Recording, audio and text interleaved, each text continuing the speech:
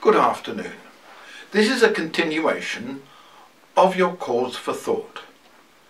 And today we want to look at Nicodemus in John chapter 3. Now let's read the first 5 verses of John chapter 3 and that'll get us going. There was a man of the Pharisees named Nicodemus, a ruler of the Jews. The same came to Jesus by night and said unto him, Rabbi, we know that thou art a teacher come from God. For no man can do these miracles that thou doest, except God be with him. Jesus answered and said unto him, Verily, verily, I say unto thee, except a man be born again, he cannot see the kingdom of God.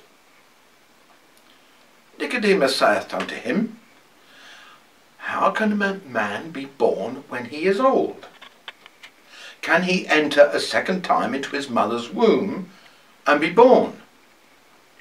Jesus answered, Verily, verily, I say unto thee, except a man be born of water and of the Spirit, he cannot enter into the kingdom of God.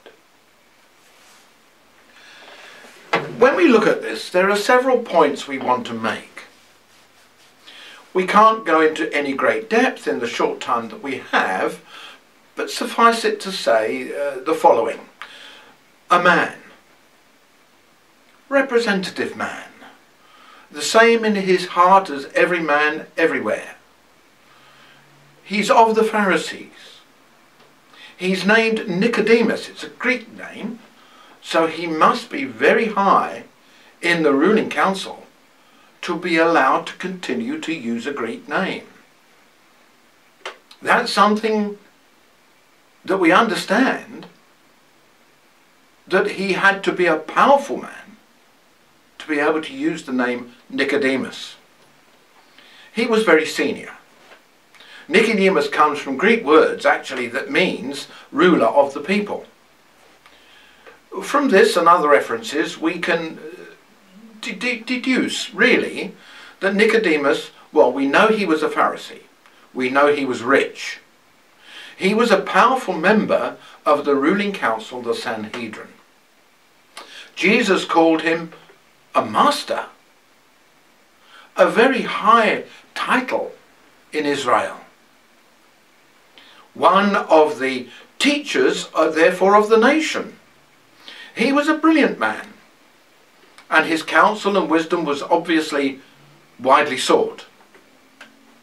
He had a thorough grasp, shall we say, of the law of Israel, especially the scriptures and the messianic prophecies.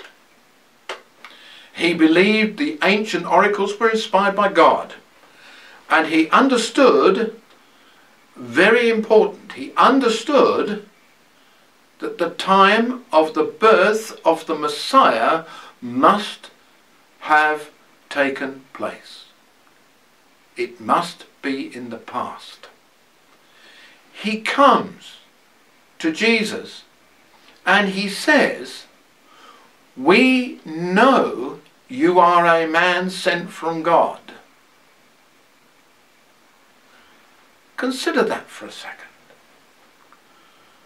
Here's this powerful man, ruler of the Pharisees, and he says, We know you are a man sent from God. That's not just him, that's the ruling council knew where Jesus was from.